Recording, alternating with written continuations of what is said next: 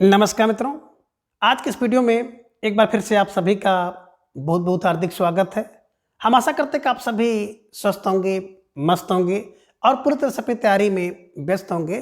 तो मित्रों, आज के इस वीडियो में हम हिंदी साहित्य इतिहास के अंतर्गत एक बहुत महत्वपूर्ण टॉपिक है हिंदी गद्य काव्य विधा।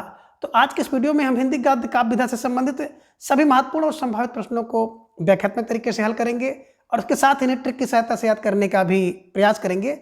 तो हम आशा करते हैं कि वीडियो आप सबके लिए बहुत ही महत्वपूर्ण होने वाला है, इसलिए इस वीडियो को आप लोग अंत तक जरूर देखें।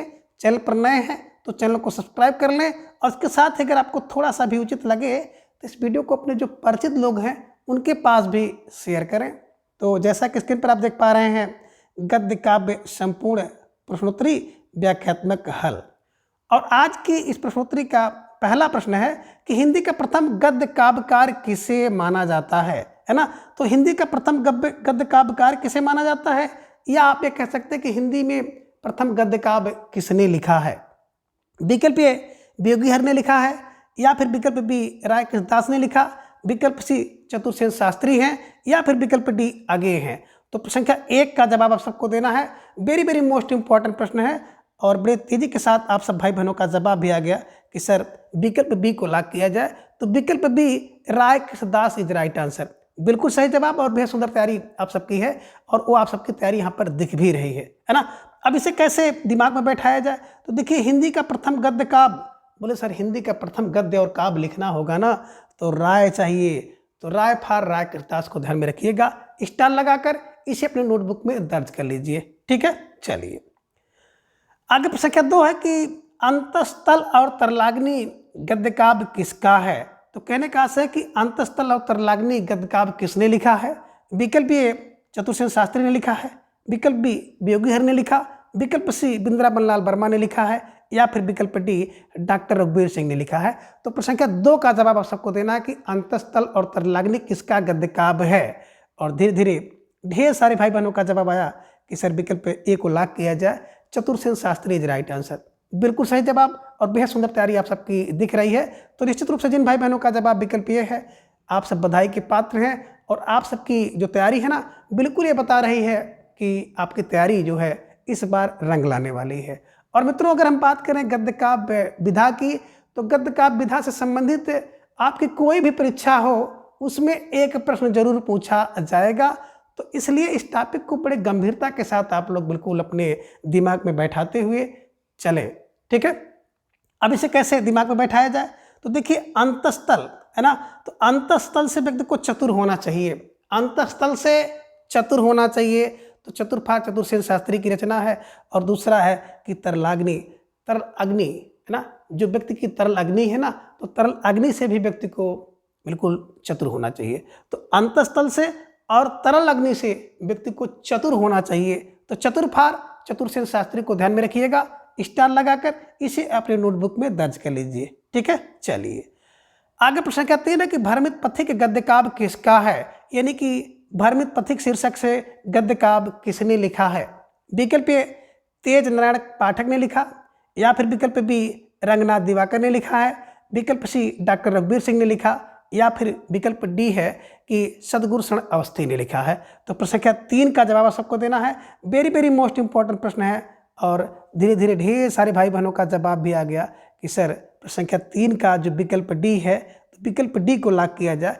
विकल्प डी सदगुरु शरण अवस्थी इज राइट आंसर, बिल्कुल सही जवाब। बेहद सुंदर तैयारी आप सबके यहाँ पर दिख रही है। अब इसे कैसे अपने दिमाग में बैठाया जाए, तो बिल्कुल एक क्लू बनाइएगा। जो भ्रमित पथिक होता है ना, जब हम लोग अपने पथ से भ्रमित हो जाते हैं तो भ्रमित पथिक क्या करता है, सदगुरु की शरण में जाता है। सद माने अच्छे, गुरु माने गुरु की शरण में जाता है। जब व्यक्ति भ्रमित होता है, यानी कि व्यक्ति है तो पथिक होगा, हर व्यक्ति अपने पथ पे चल रहा है, कोई तैयारी कर रहा है, कोई कहीं यात्रा करना चाह रहा है, तो भ्रमित पथिक कहाँ जाता है, बोले सर भ्रमित पथिक सदगुरु की शरण में जाता है। ये ध्यान में रखिएगा, स्टार लगाकर इसे अपने नोटबुक में दर्ज कर लीजिए कि भ्रमित पथिक सदगुरु की शरण में जाता है। और सदगुरु की शरण में कौन जाता है, बोले सर भ्रमित पथिक। ये ध्यान में रखिएगा, स्टार लगाकर इसे अपने नोटबुक में दर्ज कर लीजिए। ठीक है, चलिए प्रश्न संख्या 4, कांति त्रिपाठी का गद्य काव्य कौन सा है, यानी कि कांति त्रिपाठी ने कौन से गद्य काव्य की रचना की है। विकल्प कहना है कि मौन के स्वर, या फिर विकल्प बी गुरुदेव, विकल्प सी जीवनदीप, या फिर विकल्प डी कहीं नहीं वही। अब प्रश्न संख्या 4 का जवाब आप सबको देना है। वेरी वेरी मोस्ट इंपॉर्टेंट प्रश्न है और धीरे धीरे ढेर सारे भाई बहनों का जवाब आ गया। अक्सर विकल्प है सी को लॉक किया जाए, जीवनदीप इज राइट आंसर, बिल्कुल सही जवाब। और मेरी बहुत सुंदर तैयारी आप सबके यहाँ पर दिख रही है। अब इसे कैसे दिमाग में बैठाया जाए, तो क्लू बनाइएगा कि कांति, बोले कांति क्या है, जीवन की दीप की। जीवन की दीप की कांति है। कांति किसकी, बोले सर जीवन की दीप की। तो जीवन की दीप की कांति, कांति किसकी, जीवन दीप की, और जीवन दीप की कांति, ऐसे ध्यान में रखिएगा। किसकी कांति, बोले सर जीवन दीप की। तो जीवन दीप की कांति ध्यान में रखिएगा, स्टार लगाकर इसे अपने नोटबुक में दर्ज कर लीजिए। अब जीवन दीप का मतलब जीवन दीप गद्य काव्य है, कांति फर कांति त्रिपाठी को ध्यान में रखिएगा। ठीक है, चलिए ये लीजिए प्रश्न संख्या 5 आपकी स्क्रीन पर आ गया। काल चिंतन किसका गद्य काव्य है, यानी कि काल चिंतन नाम से किसने गद्य काव्य की रचना की। विकल्प कह रहे कि राजेंद्र अवस्थी ने किया, या फिर विकल्प बी अशोक वाजपेयी ने, विकल्प सी ठाकुर आधार पंथी ने, या फिर विकल्प डी अगे ने। तो प्रश्न संख्या 5 का जवाब आप सबको देना है और धीरे धीरे ढेर सारे भाई बहनों का जवाब आ गया। अक्सर विकल्प को लॉक किया जाए, Rajendra Awasthi is right answer, बिल्कुल सही जवाब और बेहद सुंदर तैयारी आप सबकी यहाँ पर दिख रही है। अब इसे कैसे दिमाग में बैठाया जाए, तो देखिए जो चिंतन है ना, तो चिंतन, काल चिंतन कब होता है, जब एक अवस्था होती है, जब एक अवस्थी आती है, अवस्था आती है, तो व्यक्ति अपने काल की चिंतन करता है। काल माने जानते हैं ना कि मृत्यु, समय, और समय की चिंता कब होगी, जब व्यक्ति की एक अवस्था आ जाती है। अवस्था कहने का मतलब इस अवस्था को क्लू में बैठाइएगा, काल चिंतन कब होती है। काल माने समय की, मृत्यु की चिंतन व्यक्ति कब करता है, जब वो अवस्थी हो जाता है, यानी कि अवस्था वाला हो जाता है। आप कह सकते हैं 80 वर्ष से प्लस हो जाता है, तो उसे अपने काल की, अपने मृत्यु की चिंतन होता है। ये ध्यान में रखिएगा, स्टार लगाकर इसे अपने नोटबुक में दर्ज कर लीजिएगा कि काल चिंतन कब होता है, जब व्यक्ति अवस्थी हो जाता है तो अपने काल की चिंतन करने लगता है, अपने मृत्यु की चिंतन करने लगता है। ठीक है ना, ऐसे आप दिमाग में रखिएगा।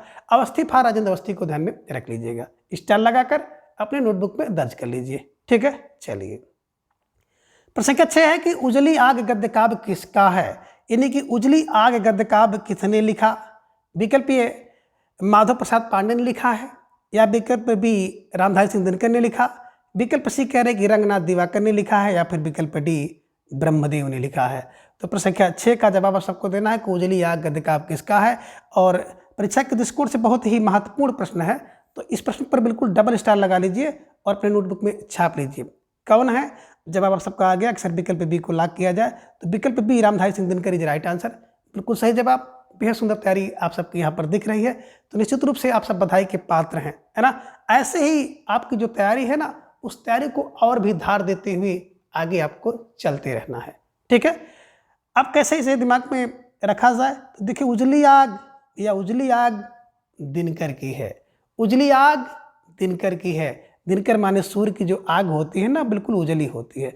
तो उजली आग किसकी है, बोले सर दिनकर की है। उजली आग किसकी, बोले दिनकर की। दिनकर की उजली आग, ध्यान में रखिएगा, स्टार लगाकर नोटबुक में दर्ज कर लीजिए। ठीक है, चलिए प्रश्न के साथ है कि भग्नदूत और चिंता किसका गद्य काव्य है, यानी कि भग्नदूत और चिंता इस शीर्षक से गद्य काव्य किसने लिखा। विकल्प ए शांत प्रसाद वर्मा ने लिखा है, या फिर विकल्प बी तेज नारायण काक ने लिखा है, विकल्प सी डॉक्टर रघुवीर सिंह ने लिखा, या फिर विकल्प डी आगे ने लिखा है। तो प्रश्न संख्या 7 का जवाब आप सबको देना है कि भग्नदूत और चिंता किसका गद्य काव्य है। और धीरे धीरे ढेर सारे भाई बहनों का जवाब भी आया कि सर विकल्प डी को लॉक किया जाए, तो विकल्प डी आगे इज राइट आंसर, बिल्कुल सही जवाब। बेहद सुंदर तैयारी, निश्चित रूप से आप सब बधाई के पात्र हैं। ठीक है ना, स्टार लगाकर इसे अपनी नोटबुक में दर्ज कर लीजिए। अब देखिए जो भग्नदूत होता है ना, उसकी चिंता आगे होती है। जो भग्न माने टूट गया है दूत, है ना, तो ऐसे दूत की चिंता आगे होती है। ध्यान में रखिएगा कि चिंता आगे है, ये आप दिमाग में बैठा लीजिएगा, और भग्नदूत आगे है। और ये भी आप कह सकते हो भग्नदूत की चिंता आगे है, आगे फार आगे जी को ध्यान में रखिएगा। ठीक है ना, अब किसकी चिंता, बोले आगे की। भग्नदूत किसका, बोले आगे है ना, ध्यान में रखिएगा। ठीक है, चलिए आगे प्रश्न संख्या 8 है कि आराधना गद्य काव्य किसका है।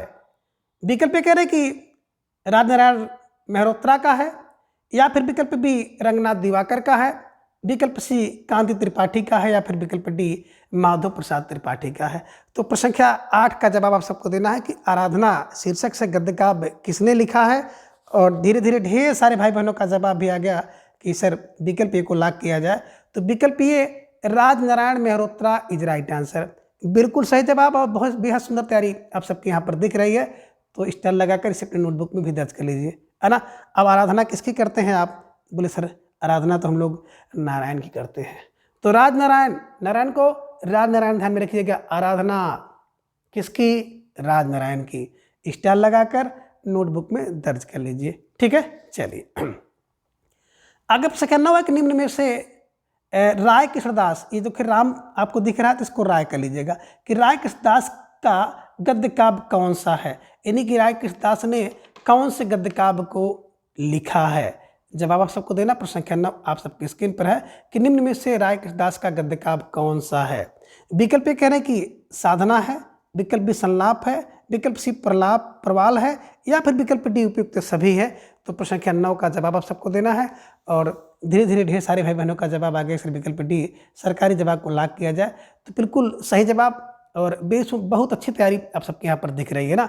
तो साधना, संलाप, प्रवाल, इसके अलावा एक छायापथ भी इनका गद्य काव्य है और एक प्रवाह भी है। तो ध्यान में रखिएगा, छायापथ और प्रवाह भी है। तो स्टार लगाकर इसे अपने नोटबुक में दर्ज कर लीजिए और हमेशा के लिए अपने जो मस्तिष्क में छाप लीजिए कि साधना, है ना, राय कृष्ण की होती है, संलाप राय कृष्ण का, प्रवाल राय कृष्ण का, ठीक है। चलिए प्रश्न संख्या 10 है कि प्रार्थना, भावना, श्रद्धा कण गद्य काव्य किसका है।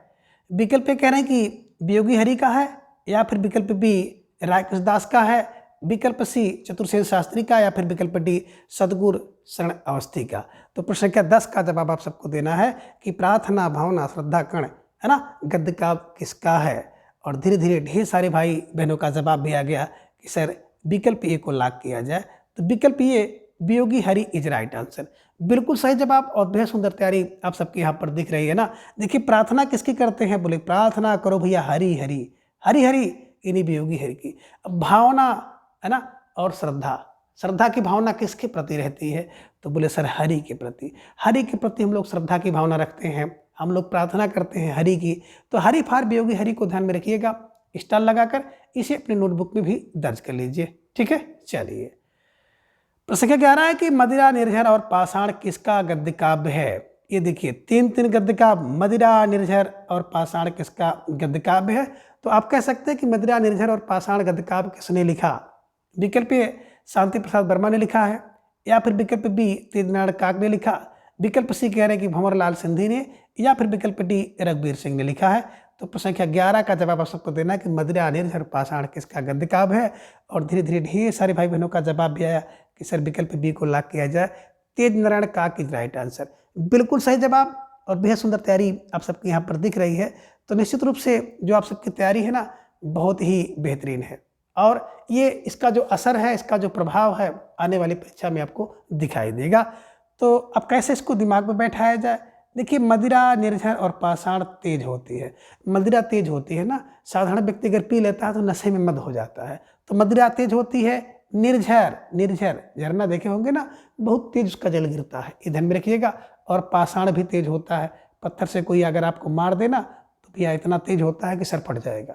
तो ध्यान में रखिएगा मदिरा, निर्झर, पाषाण तेज होते हैं। तो तेज फार तेजनारायण काक द्वारा लिखा गया गद्य काव्य है, ये ध्यान में रखिएगा। स्टार लगाकर इसे अपनी नोटबुक में दर्ज कर लीजिए, ठीक है। चलिए प्रश्न संख्या 12 कि दोपहरिया के फूल किसका गद्य काव्य है। वेरी वेरी मोस्ट इंपॉर्टेंट प्रश्न, दोपहरिया के फूल किसका गद्य काव्य है। विकल्प ए दिनेश नंदन डालमिया का है, या फिर विकल्प बी रघुवीर सिंह का है, विकल्प सी भंवरलाल सिंधी का है, या फिर विकल्प डी रामधारी सिंह दिनकर का है। तो प्रश्न संख्या 12 का जवाब आप सबको देना है कि दोपहरिया के फूल किसका गद्य काव्य है। और धीरे धीरे ढेर सारे भाई बहनों का जवाब भी आ गया, सर विकल्प ए को लॉक किया जाए। तो विकल्प A Dinesh Nandini Dalmia is right answer, बिल्कुल सही जवाब और बेहद सुंदर तैयारी है ना। अब देखिए दा से दोपहरिया, दा से दिनेश, है ना, दा से दोपहरिया, दा से दिनेश, ये पहला क्लू बनाइएगा।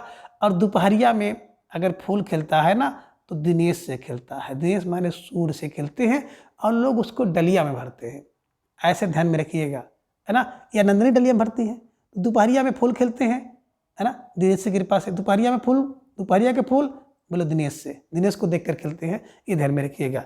दा से दोपहरिया, दा से दिनेश, ये क्लू बनाइए।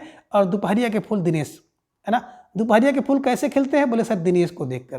तो दिनेश था, दिनेश दंडरी डालमिया ध्यान में रखिएगा, स्टार लगाकर नोटबुक में दर्ज कर लीजिए और अपने बिल्कुल मस्तिष्क में छाप लीजिए। ठीक है, चलिए। प्रश्न संख्या 13 है कि बंदी की कल्पना गद्य काव्य किसका है? विकल्प ये कह रहे हैं कि माखनलाल चतुर्वेदी का है, या फिर विकल्प बी रामधारी सिंह दिनकर का है, विकल्प सी परमेश्वरी लाल गुप्त का है, या फिर विकल्प डी अशोक वाजपेयी का है। तो प्रश्न संख्या 13 का जवाब आप सबको देना है कि बंदी की कल्पना गद्य काव्य किसका है। और धीरे धीरे ढेर सारे भाई बहनों का जवाब भी आ गया कि सर विकल्प सी को लॉक किया जाए, तो विकल्प सी परमेश्वरी लाल गुप्त इज राइट आंसर। बिल्कुल सही जवाब और बेहद सुंदर तैयारी आप सबके यहाँ पर दिख रही है ना। और इसे कैसे दिमाग में बैठाया जाए, तो एक क्लू बनाइए कि बंदी बंदी बंदी की कल्पना परमेश्वरी, बंदी परमेश्वरी, है ना। अब बंदी की कल्पना क्या होती है? जब किसी व्यक्ति को बंद कर दिया जाता है तो बंदी हो जाता है, और बंदी की जो कल्पना होती है परमेश्वरी होती है, ध्यान में रखिएगा। बंदी की कल्पना परमेश्वरी, ध्यान में रखिएगा। परमेश्वरी लाल गुप्त इज राइट आंसर। स्टार लगाकर इसे अपनी नोटबुक में दर्ज कर लीजिए। ठीक है, चलिए आगे। प्रश्न संख्या 14 है कि कहीं नहीं वही गद्य काव्य किसका है, यानी कि कहीं नहीं वही गद्य काव्य किसने लिखा है। विकल्प ये कह रहे हैं कि अशोक वाजपेयी ने लिखा है, या फिर विकल्प बी राम कुमार वर्मा ने लिखा है, विकल्प सी आगे ने लिखा है, या फिर विकल्प डी सदगुरु शरण अवस्थी ने लिखा है। तो प्रश्न संख्या 14 का जवाब आप सबको देना है। वेरी वेरी मोस्ट इंपॉर्टेंट प्रश्न है कि कहीं नहीं वही गद्य काव्य किसने लिखा है। और धीरे धीरे ढेर सारे भाई बहनों का जवाब भी आ गया कि सर विकल्प को लॉक किया जाए, Ashok Vajpayee is right answer. बिल्कुल सही जवाब और बेहद सुंदर तैयारी आप सबके यहाँ पर दिख रही है। तो स्टार लगाकर इसे अपनी नोटबुक में दर्ज कर लीजिए। अब कहीं नहीं, बोले कहीं नहीं वही अशोक हैं, बोले कहीं नहीं वही अशोक हैं। तो वही अशोक फॉर अशोक वाजपेयी को ध्यान में रखिएगा। स्टार लगाकर इसे अपनी नोटबुक में दर्ज कर लीजिए। ठीक है, चलिए। प्रश्न संख्या 15 है कि हिमहास गद्य काव्य किसका है, यानी कि हिमहास गद्य काव्य को किसने लिखा है। विकल्प कह रहे कि परमेश्वरी लाल गुप्त ने लिखा, या फिर विकल्प बी डॉक्टर राम कुमार वर्मा ने लिखा है, विकल्प सी अशोक वाजपेयी ने लिखा है, या फिर विकल्प डी माधव प्रसाद पांडे ने लिखा है। तो प्रश्न संख्या 15 का जवाब आप सबको देना है कि हिमहास गद्य काव्य किसका है। और धीरे धीरे ढेर सारे भाई बहनों का जवाब आ गया कि सर विकल्प बी को लॉक किया जाए। तो विकल्प B doctor Ram Kumar Verma is right answer. बिल्कुल सही जवाब और बेहद सुंदर तैयारी आप सबके यहाँ पर दिख रही है। तो कैसे इसको दिमाग में बैठाया जाए? हिमहास, हिम का हास, बोले राम कुमार। हिमहास किसका है? बोले राम के कुमार का। हिम का हास राम कुमार का, राम कुमार फॉर राम कुमार वर्मा को ध्यान में रखिएगा। स्टार लगाकर इसे अपनी नोटबुक में दर्ज कर लीजिएगा। ठीक है, चलिए आगे। प्रश्न संख्या 16 है कि पतझड़ की पीड़ा गद्य काव्य किसका है, यानी कि पतझड़ की पीड़ा गद्य काव्य किसने लिखा है। विकल्प ये कह रहे हैं कि राजेंद्र अवस्थी ने लिखा, या फिर विकल्प बी कांति त्रिपाठी ने लिखा, विकल्प सी कह रहे हैं कि प्रोफेसर जितेंद्र सूद ने लिखा है, या फिर विकल्प डी ठाकुर राम आधार सिंह ने लिखा है। तो प्रश्न संख्या 16 का जवाब आप सबको देना है कि पतझड़ की पीड़ा गद्य काव्य किसका है। और धीरे धीरे ढेर सारे भाई बहनों का जवाब आ गया कि सर विकल्प सी को लॉक किया जाए। तो विकल्प C professor Jitendra Sood is right answer. बिल्कुल सही जवाब और बेहद सुंदर तैयारी आप सबके यहाँ पर दिख रही है।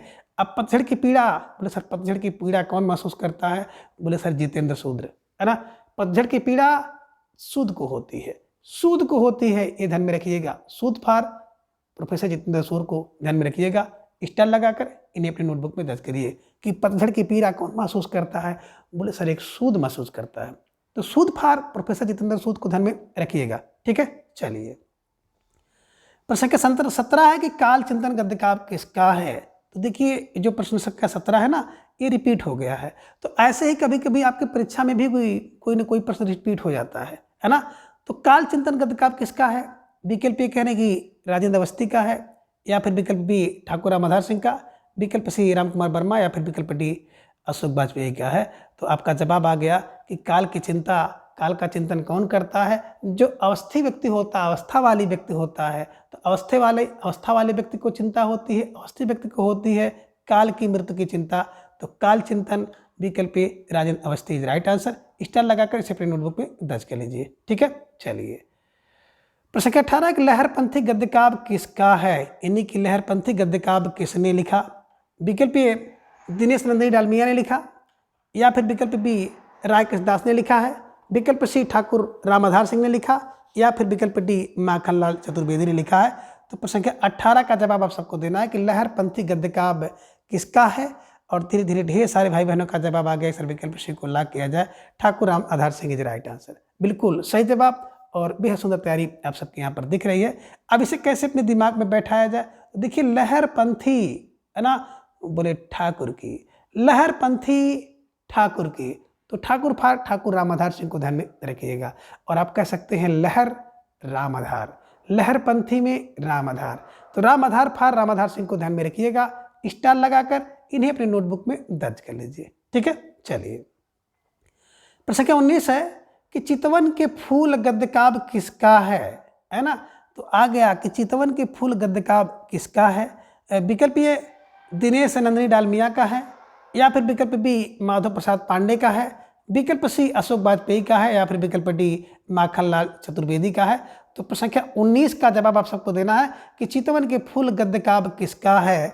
और धीरे धीरे ढेर सारे भाई बहनों का जवाब भी आ गया कि सर विकल्प बी को लॉक किया जाए, Madhav Prasad Pandey is right answer, बिल्कुल सही जवाब। और बेहद सुंदर तैयारी आप सबके यहाँ पर दिख रही है ना। जो चितवन के फूल बोले माधव के, चितवन के फूल किसके हैं, बोले सर माधव के हैं, और माधव के चितवन के फूल है ना। चितवन के फूल किसके हैं, बोले माधव के, तो माधव फार माधव प्रसाद पांडे को ध्यान में रखिएगा। स्टार लगाकर इन्हें अपने नोटबुक में दर्ज कर लीजिए। ठीक है, चलिए प्रश्न संख्या 20 के निम्न में असंगत विकल्प कौन सा है। यानी कि ये 4 विकल्प आपको दिखाई दे रहे हैं जिनमें एक विकल्प असंगत है।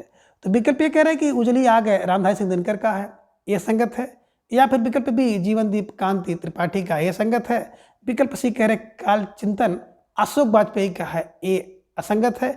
या फिर विकल्प डी आंसू भरी धरती ब्रह्मदेव का है, यह असंगत है। तो प्रश्न संख्या 20 का जवाब आप सबको देना है कि कौन सा एक गद्य काव्य और उसके रचनाकार असंगत है। और धीरे धीरे ढेर सारे भाई बहनों का जवाब आ गया कि सर विकल्प सी को लॉक किया जाए। तो विकल्प सी इज राइट आंसर।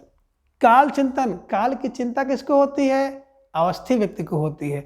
अब अवस्थी फार राजेंद्र अवस्थी यहाँ पर होना था, ध्यान में रखिएगा। कहीं नहीं वहीं, ये तो कहीं नहीं वहीं अशोक है ना। तो अशोक वाजपेयी के कहीं नहीं वहीं अशोक है, ध्यान में रखिएगा, मैंने बताया था आपको। और काल चिंतन अवस्थी की होती है, तो अवस्थी फार राजेंद्र अवस्थी को ध्यान में रखिएगा। स्टार लगाकर इसे अपने नोटबुक में दर्ज कर लीजिए। और मित्रों बात करें ना तो हिंदी साहित्य में इतने सारे रचना है, रचनाकार हैं, विधा और विधाएं हैं कि उसको याद करना आप सबके लिए एक चैलेंज होता है। लेकिन 4 से 6 बार 10 बार अगर आप देखेंगे, ध्यान से सुनेंगे, तो निश्चित रूप से आप सबको कंठस्थ हो जाएगा। और एक बार कंठस्थ अगर हो गया किसी तरह से तो फिर ये भूलेगा नहीं। और मित्रों देखिए आज के युग में सिलेक्शन जो है उसी को मिलता है जो थोड़ा सा हटकर काम करता है ना। हम देखते हैं कुछ ऐसे भाई बहन हैं कि 4-6 प्रश्न पढ़ के निकल जाते हैं, और इसी में से कुछ ऐसे भाई बहन हैं कि जो बिल्कुल शुरू से जुड़ते हैं और अंत तक जुड़े रहते हैं। तो भाई देखिए आपका परिश्रम आपको है ना, और आपका कार्य आपके लिए है। तो आप लोग अपनी पढ़ाई के लेकर के कम से कम शिथिल ना हो, अपनी पढ़ाई के लिए बिल्कुल आप एक्टिव रहें, सतर्क रहें, सजग रहें, और जहाँ से भी जो कुछ भी मिले उसको समेटते रहें, बटोरते रहें, और अपने ज्ञान को अधिक से अधिक तेज करते रहें। तो निश्चित रूप से आप सब लोग सफल होंगे, है ना।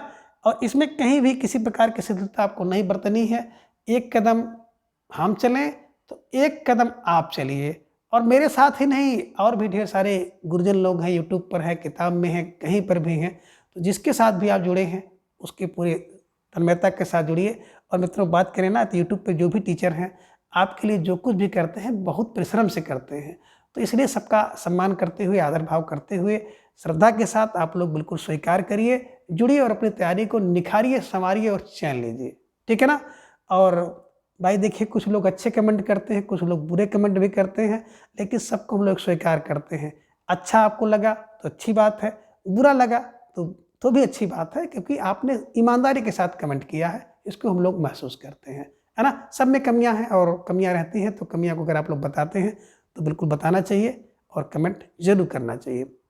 तो फिलहाल आप सबका जो जवाब था विकल्प सी है ना, काल चिंतन जो है ये राजेंद्र अवस्थी का है। ठीक है, चलिए आगे प्रश्न 21 है कि चित्रपट किसका गद्य काव्य है। विकल्प कह रहे हैं कि रंगनाथ दिवाकर का है, या फिर विकल्प बी शांति प्रसाद वर्मा का है, विकल्प सी अशोक वाजपेयी का है या फिर विकल्प डी कांति त्रिपाठी का है। तो प्रश्न संख्या 21 का जवाब आप सबको देना है कि चित्रपट किसका गद्य काव्य है। और धीरे धीरे ढेर सारे भाई बहनों का जवाब आ गया सर, विकल्प बी को लॉक किया जाए। शांति प्रसाद वर्मा इज राइट आंसर, बिल्कुल सही जवाब और बेहद सुंदर तैयारी आप सबकी दिख रही है। अब इसे कैसे याद किया जाए, तो इसी में से क्लू आपको निकालना है कि चित्रपट को देखना है तो शांति से देखो, है ना। चित्रपट अगर आपको देखना है तो शांति से देखो भैया। शांति प्रसाद वर्मा को ध्यान में रखिएगा, स्टार लगाकर इसे अपने नोटबुक में दर्ज कर लीजिए और अपने मन मस्तिष्क में हमेशा के लिए छाप लीजिए, ठीक है। चलिए प्रश्न संख्या 22 है कि रामकुमार वर्मा का गद्य काव्य कौन सा है। विकल्प कह रहे कि हृदय की हिलोर है या फिर विकल्प बी भरवित पथिक है, विकल्प सी कह रहे कि वियोग है या फिर विकल्प डी हिमहास है। तो प्रश्न संख्या 22 का जवाब आप सबको देना है। वेरी वेरी मोस्ट इंपॉर्टेंट प्रश्न है और ढेर सारे भाई बहनों का जवाब भी आ गया। अक्सर विकल्प डी को लॉक किया जाए तो विकल्प डी हिमहास इज राइट आंसर, है ना। अब किसका हिमहास है, बोले सर रामकुमार का। तो रामकुमार का हिमहास है, ये ध्यान में रखिएगा, स्टार लगाकर इसे अपने नोटबुक में दर्ज कर लीजिए। हिमहास रामकुमार वर्मा जी का है, ये ध्यान में रखिएगा, ठीक है। चलिए आगे प्रश्न का 23 है कि गुरुदेव गद्य गीत किसका है ना। इन्हीं की गुरुदेव गद्य काव्य किसका है ना। विकल्प कह रहे कि ठाकुर रामाधार सिंह का है या फिर विकल्प बी महावीर शरण अग्रवाल का है, विकल्प सी राजेंद्र अवस्थी का है या फिर विकल्प डी रघुवंश सिंह का है। तो प्रश्न संख्या 23 का जवाब आप सबको देना होगा कि गुरुदेव शीर्षक से गद्य गीत या गद्य काव्य किसने लिखा है। तो धीरे धीरे ढेर सारे भाई बहनों का जवाब आ गया सर, विकल्प बी को लॉक किया जाए तो विकल्प बी महावीर शरण अग्रवाल इज राइट आंसर, बिल्कुल सही जवाब और बेहद सुंदर तैयारी आप सबके यहाँ पर दिख रही है। तो स्टार लगाकर इसे अपने नोटबुक में दर्ज कर लीजिए, है ना। गुरुदेव कौन है, बोले गुरुदेव तो महावीर हैं, है ना। और उनकी शरण में आ जा, उनकी शरण में आ जा। तो गुरुदेव है ना, गद्य गीत है, गद्य काव्य है और उसके जो रचनाकार हैं, लेखक हैं महावीर शरण अग्रवाल हैं, ध्यान में रखिएगा, ठीक है। चलिए प्रश्न संख्या 24 है कि श्रद्धा कण गद्य गीत किसका है, यानी कि श्रद्धा कण गद्य काव्य किसने लिखा है। विकल्प कह रहे हैं कि राय कृष्णदास ने लिखा है या फिर विकल्प बी वृंदावन लाल वर्मा ने लिखा, विकल्प सी चतुर्सेन शास्त्री ने लिखा है या फिर विकल्प डी वियोगी हरि ने लिखा है। तो प्रश्न संख्या 24 का जवाब आप सबको देना है और धीरे धीरे ढेर सारे भाई बहनों का जवाब आ गया कि सर विकल्प डी को लॉक किया जाए। तो विकल्प D Viyogi Hari is right answer, बिल्कुल सही जवाब और बेहद सुंदर तैयारी आप सबके यहाँ पर दिख रही है। अब इसे कैसे दिमाग में बैठाया जाए, तो देखिए मैंने आपको बताया था ना कि श्रद्धा के कण किसके लिए, बोले सर श्रद्धा के कण तो वियोगी के लिए होते हैं, हरि के लिए होते हैं। श्रद्धा के कण हरि के लिए, तो हरि फार वियोगी हरि को ध्यान में रखिएगा, ठीक है। स्टार लगाकर इसे अपनी नोटबुक में दर्ज करिए, ठीक है। चलिए आगे प्रश्न संख्या 25 है कि पूजा और शुभ्रा गद्य गीत किसका है, यानी कि पूजा और शुभ्रा गद्य गीत या गद्य काव्य किसने लिखा है। विकल्प ए माखनलाल चतुर्वेदी ने लिखा है, विकल्प बी कह रहे हैं कि ब्रह्मदेव ने लिखा, विकल्प सी राम प्रसाद विद्यार्थी ने लिखा है या फिर विकल्प डी कांति त्रिपाठी ने लिखा है। तो प्रश्न संख्या 25 का जवाब आप सबको देना है। वेरी वेरी मोस्ट इंपॉर्टेंट प्रश्न है और आप सबका जवाब भी बहुत तेजी के साथ आ गया कि सर विकल्प सी को लॉक किया जाए। तो विकल्प सी राम प्रसाद विद्यार्थी इज राइट आंसर, बिल्कुल सही जवाब और बेहद सुंदर तैयारी आप सबके यहाँ पर दिख रही है। अब इसे कैसे अपने दिमाग में बैठाया जाए, तो इसका आपको एक क्लू बनाना होगा ना, पूजा और शुभ्र, है ना। पूजा और शुभ्रा कौन, बोले सर विद्यार्थी करता है ना। पूजा करता है और शुभ कामना करता है शुभ्रा, है ना, कि परीक्षा में टॉप कर जाऊं, परीक्षा में अच्छे अंक आ जाएं, परीक्षा में इतना ज़्यादा नंबर मिल जाए कि मुझे अपने ज़िले में नियुक्ति मिल जाए। तो ऐसी बातें कौन करता है, विद्यार्थी करता है। पूजा कौन करता है, विद्यार्थी करता है। तो ये ध्यान में रखिएगा कि शुभ्रा, है ना, विद्यार्थी और पूजा विद्यार्थी। तो शुभ्रा और पूजा और शुभ्रा कौन, बोले विद्यार्थी होता है। तो विद्यार्थी फार राम प्रसाद विद्यार्थी को ध्यान में रखिएगा, स्टार लगाकर इसे अपनी नोटबुक में दर्ज कर लीजिएगा। तो मित्रों आज के इस वीडियो में बस इतना। अगले वीडियो में हम इसके अगले भाग को जानेंगे। तब तक के लिए आप सभी अपना ख्याल रखिए और अपना अधिक से अधिक समय अपने अध्ययन में लगाएं। इसके साथ ही अपना प्रेम, स्नेह एवं विश्वास इस तरह से चैनल पर बनाए रखें। धन्यवाद, नमस्कार, बाय बाय।